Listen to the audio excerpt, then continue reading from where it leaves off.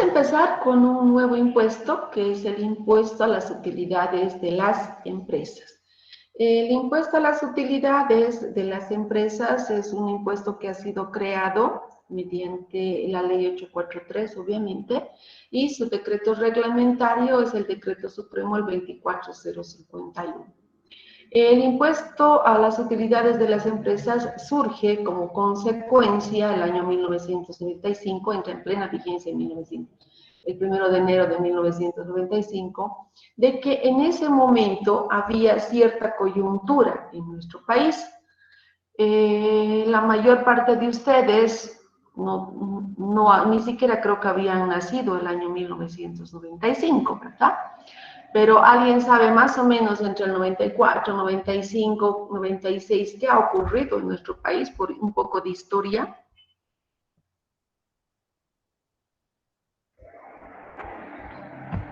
¿No? ¿Nadie?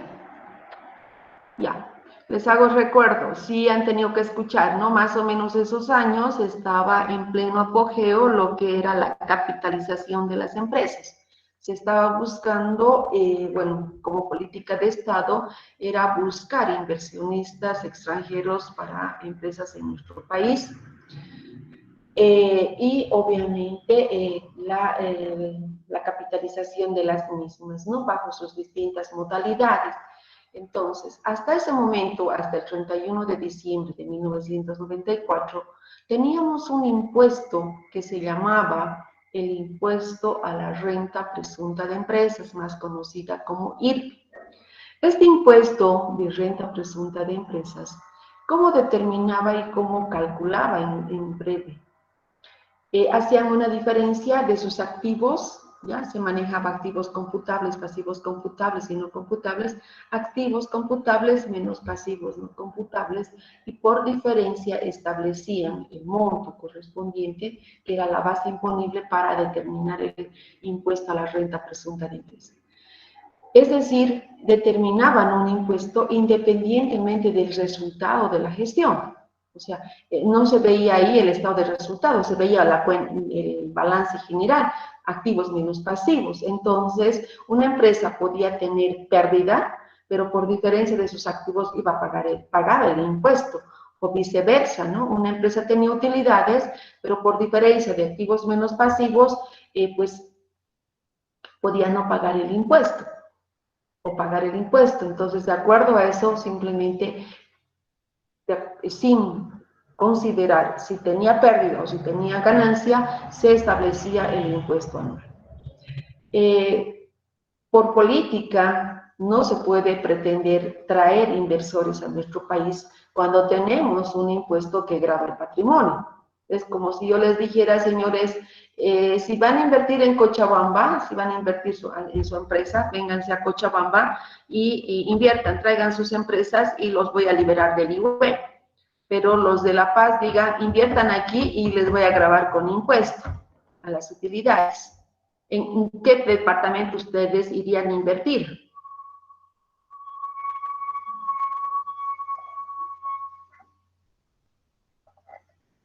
No sé si se comprende la pregunta. Yo les digo, ustedes tienen plata, tienen que hacer su empresa, digamos, no sé, cualquier venta, cualquier comercialización.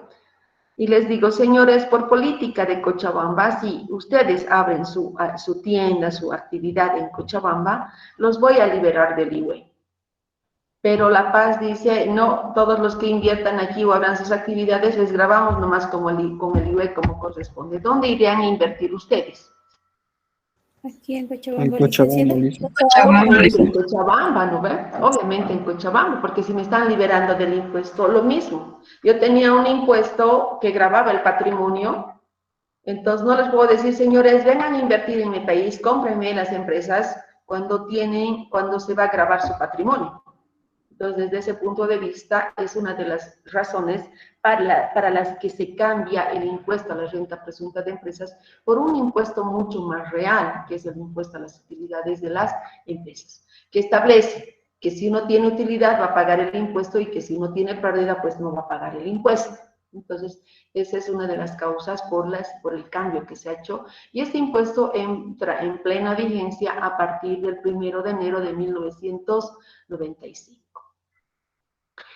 ¿Cómo se hace? Ahora me van a decir la ley 843 y el IRPE también sí. Lo que pasa es con la ley 1606 se saca de la ley 843 ese IRPE y en su lugar se consigna lo que es el impuesto a las utilidades de las empresas. Aquí un poco retrotrayendo lo que hemos visto en Código Tributario, solo la ley puede crear, modificar, eliminar o suprimir tributos, ¿no? Entonces, ha suprimido el IRPE y en su lugar en la ley 843, otra ley del mismo rango, agarra y dice, se inserta como impuesto a las vigente en el sistema tributario boliviano. Bien, con ese preámbulo vamos a ver la clasificación de los sujetos pasivos en el IUE. Bueno, ¿quiénes son sujetos pasivos? Nos dicen, van a ser todas las personas jurídicas y naturales, las personas, sociedades con o sin personería jurídica, las instituciones públicas, las empresas públicas. Aquí fíjense, en el IUE consigna al 100% de todas las actividades, ¿no? Entonces nos dice todos, pero también vamos a ver que es una de las que tiene bastantes exenciones.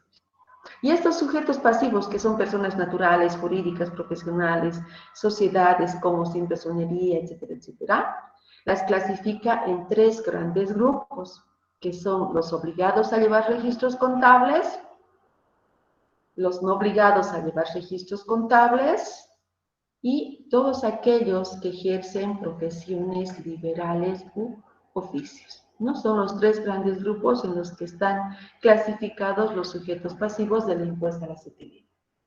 Asimismo, dentro de lo que son los obligados a llevar registros contables, estos están regidos por el Código de Comercio. ¿Qué me dice el Código de Comercio? Deben llevar libros, registros mayores, elaborar estados financieros, ¿no? Entonces, surgen sus obligaciones a partir de eso, ¿no? Entonces, están regidos por el Código de Comercio y deben cumplir, pues, todas las obligaciones que ellos establecen. Asimismo, estos obligados a llevar registros contables presentarán sus estados financieros y estos estados financieros que van a ser presentados, ¿sí? Deben estar conforme las normas de contabilidad, ¿no? Tienen que registrarlas y llevarlas conforme establecen todas nuestras normas y principios contables. Tienen una determinación sobre base real los obligados a llevar registros contables. ¿Por qué? Porque van a pagar el impuesto conforme su estado de resultados. Si su estado de resultados dicen que tienen pérdida, no pagarán el impuesto. Si el estado de resultados dice que tienen utilidad, pues pagarán el impuesto. Entonces el impuesto va a gravar las utilidades resultantes de un periodo, ¿sí?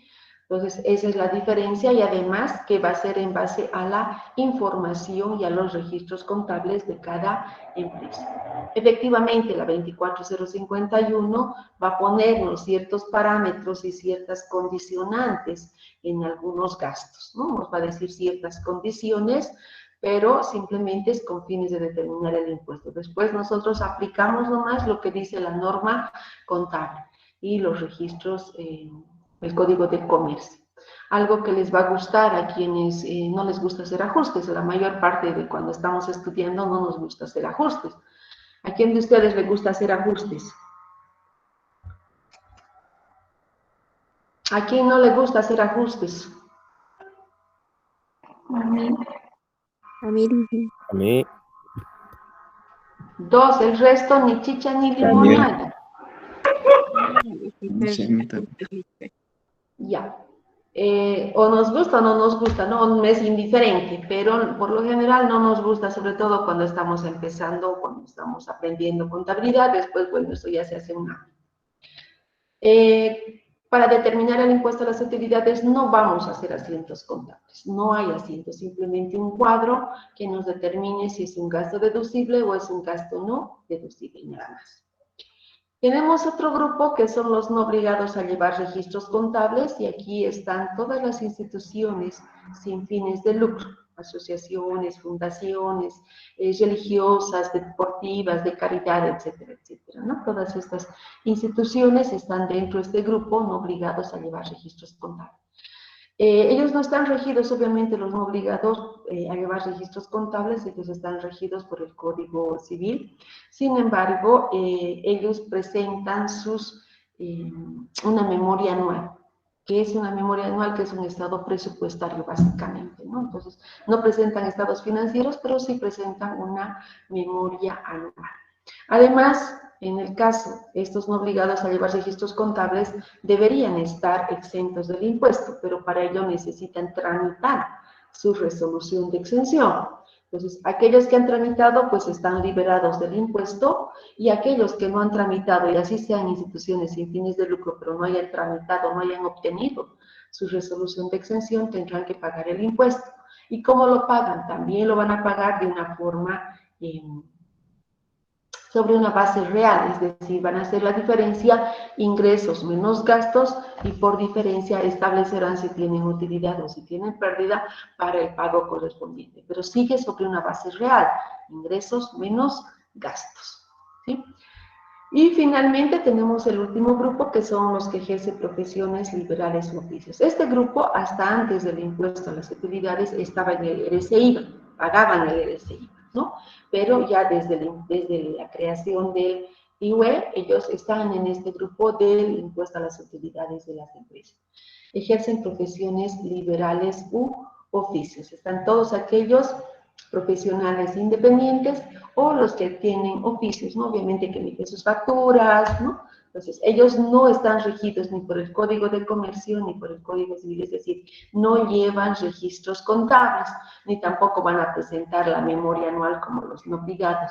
Simplemente este tipo de contribuyentes deben elaborar sus registros de compras y ventas IVA, que está vigente a partir de diciembre. Anteriores a ellos deberían haber elaborado lo que son los libros de compras y ventas IVA. Este grupo de sujetos pasivos es un grupo que todavía tiene una base presunta, no se calcula como en el primero, de acuerdo al estado de resultados, o en el segundo, de ingresos menos gastos, sino tiene una presunción, ¿no? Se presume su ingreso presunto, y sobre eso recién se aplica el impuesto. Entonces, no tiene una base real. Pero sí tenemos que recordar también que el IUE tiene preferencia con respecto al IVA, ¿no? Yo soy profesional independiente, estoy sujeto al IUE, y al mismo tiempo tengo renta de alquileres, pues tendré que pagar el impuesto a las utilidades, y esos alquileres tendré que fusionarlo en mi formulario, como lo vamos a aprender un poco más adelante. ¿Ya? No sé si tienen alguna pregunta, alguna consulta hasta acá, por favor.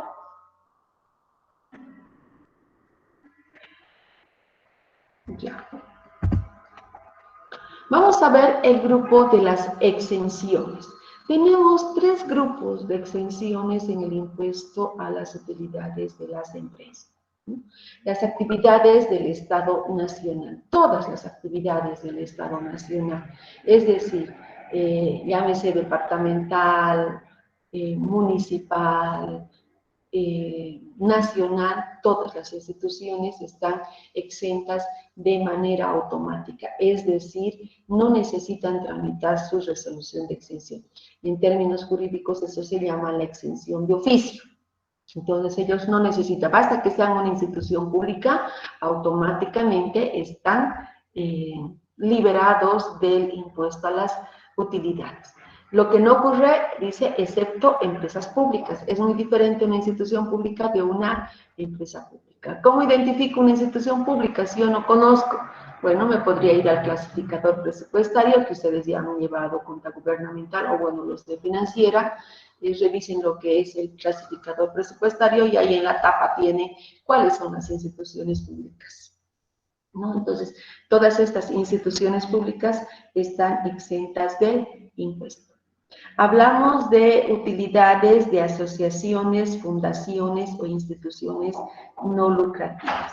Este tipo de instituciones sí necesitan una resolución de exención, ¿no? No es de oficio como el primer grupo. Entonces, el primer grupo debe tramitar su resolución de exención. En cambio, este segundo grupo, que son de las asociaciones, fundaciones, deben tramitar. Y básicamente deben cumplir 2 requisitos fundamentales para esta liberación. Primero, de hecho son instituciones no lucrativas.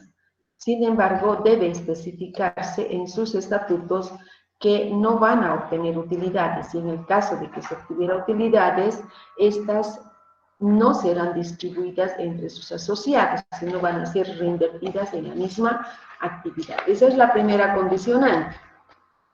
La segunda condicionante es de que en casos de disolución, los bienes serán donados a instituciones de similar objeto o en su caso a entidades del Estado plurinacional, ¿no? Entonces, si esas dos condicionantes no están en sus estatutos, al margen de los requisitos formales que se tengan que presentar, ya es básico, pues no se otorga la resolución de exención. Entonces, hay que considerar esas condicionantes el momento en que se está constituyendo, se están elaborando los estatutos de la organización, ¿no? Entonces, y obviamente tenemos la resolución normativa del directorio que establece los requisitos como ser el NIF, fotocopia de sus declaraciones, etcétera, etcétera, ¿no? Pero aquí me estoy yendo más al fondo de lo que establece la normativa para el impuesto a las utilidades de las empresas. Y asimismo, el tercer grupo, tenemos lo que son los intereses a favor de organismos internacionales de crédito.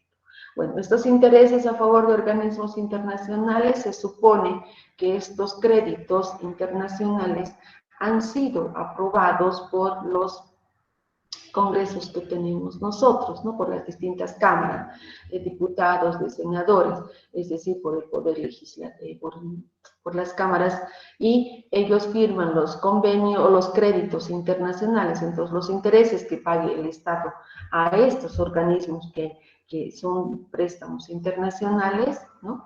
Obviamente avalados por las cámaras respectivas, están exentos del impuesto a las utilidades. Porque aquí un poquito adelantándome, toda remesa al exterior de ingresos de fuente boliviana están alcanzados por el IUE beneficiarios del exterior. Entonces, estos intereses deberían estar alcanzados por el impuesto a las utilidades de beneficiarios al remesar ingresos de fuente boliviana. Entonces, con esta exención están liberados. Obviamente que aquí ya no necesitan tramitar. ¿Por qué? Porque son las cámaras las que firman o autorizan estos créditos internacionales. ¿Ya? Bien, dudas, preguntas, consultas que tengan. ¿Está claro hasta acá? Sí, Lice. Lice, una pregunta. En utilidades y asociaciones, fundaciones, instituciones no lucrativas, el primer requisito, ¿cuál era, Lice? Perdón. Ya, para que se otorgue la exención a estas asociaciones, fundaciones e instituciones no lucrativas, ellos necesariamente, este grupo del medio necesariamente debe tramitar su resolución de exención. No es de oficio como el primero y el último, el tercer caso, ¿ya? Ellos tienen que tramitar. Para que se otorgue esta resolución al margen de los requisitos formales que establece la resolución normativa, hay dos requisitos básicos que deben incorporar en sus estatutos o en sus constituciones. La primera, debe establecer claramente que no se obtendrán utilidades, obviamente son sin fines de lucro, pero en caso de obtener utilidades, debe decir, los mismos serán reinvertidos en la misma actividad y no serán distribuidos entre sus asociados. Es la primera condicionante, ¿no? Entonces, debe especificar que no van a obtener utilidades, pero por si acaso, si obtuvieran utilidades, ellas van a ser reinvertidas en la misma organización, ¿no? Y además, estas no van a ser distribuidas entre sus asociados. Por eso son entidades no lucrativas, ¿no? Pero si somos realistas, todas las entidades siempre van a buscar alguna forma de obtener un ingreso mayor que sus egresos, ¿no? Porque de lo contrario, si sería al revés, tendría que ser una entidad subvencionada. Entonces, no es el caso. Y la segunda condicionante que nos dice que en casos de disolución, los bienes serán donados a instituciones de similar objeto, a organizaciones de similar objeto, o en su caso al Estado plurinacional, ¿no? y no serán distribuidas entre sus asociados. Supónganse que una institución no lucrativa decide ya, cerrar su organización. Hay colegios, por ejemplo, católicos, ¿no?, que están exentos del IUE, que esos, por ser organizaciones no lucrativas. Supónganse que esos colegios deciden cerrarlo. Entonces, no pueden agarrar y decir, esto me pertenece a mí, que soy socio de esta institución no lucrativa, me quedo con las computadoras, con las sillas, con las mesas, no sé, ¿no? Lo que tienen que hacer es regalar eso a otra institución no lucrativa, de repente a otro colegio, o en su caso donarlo al Estado plurinacional, ¿no? Son las dos condicionantes que deben ser necesariamente incorporadas. Si no dice así textualmente y claramente en sus estatutos, con seguridad se niega la resolución de exención. ¿Ya? ¿Alguna consulta más? ¿Queda claro? Ya. A ver, lo siguiente, en el IUE es muy diferente del IVA. En el IVA no les he exigido mucho que aprendan la normativa, si les decía lean, hemos hecho algunas actividades, pero no es tan imprescindible, si ustedes quieren, conocer más a detalle como en el impuesto a las utilidades. ¿Por qué razón? Porque cuando yo determine el IUE, yo tengo que saber si ese gasto es deducible o ese gasto es no deducible. ¿Qué condicionantes adicionales puede haber? Por ejemplo, si yo estoy regalando algo, ¿qué condición me ponen para que sea gasto deducible? Si yo estoy haciendo una reparación o mantenimiento de un activo fijo, ¿qué condicionantes me ponen para que yo considere si es deducible o no deducible ese gasto, ¿no? Entonces, sí necesito conocer y sí necesito saber en el impuesto a las utilidades, por lo cual les voy a pedir que le den una lectura in extenso, por favor, a detalle, sobre todo al Decreto Supremo el 24051, que es el que vamos a trabajar y es el que nos amplía el concepto de lo que son los gastos deducibles y los gastos no deducibles. ¿Ya? Entonces, pedirles, por favor, que puedan leer. Es imprescindible que lo hagan, porque de lo contrario van a tener dificultades en la determinación del impuesto. ¿Ya? Bien, no sé si hay alguien, voy a de todas maneras yo, para cumplir la condicionante y no tenga reclamos posteriores de que no les he tomado examen, los que no habrían dado examen, por favor, se me quedan en sala, y el resto puede retirarse, que voy a tomar el examen de manera oral. ¿Ya? Muchas gracias en lectura de lo que es el IUE. ¿De acuerdo? Está bien, Isabel. Está bien, Isabel. Listo, jóvenes. Muchas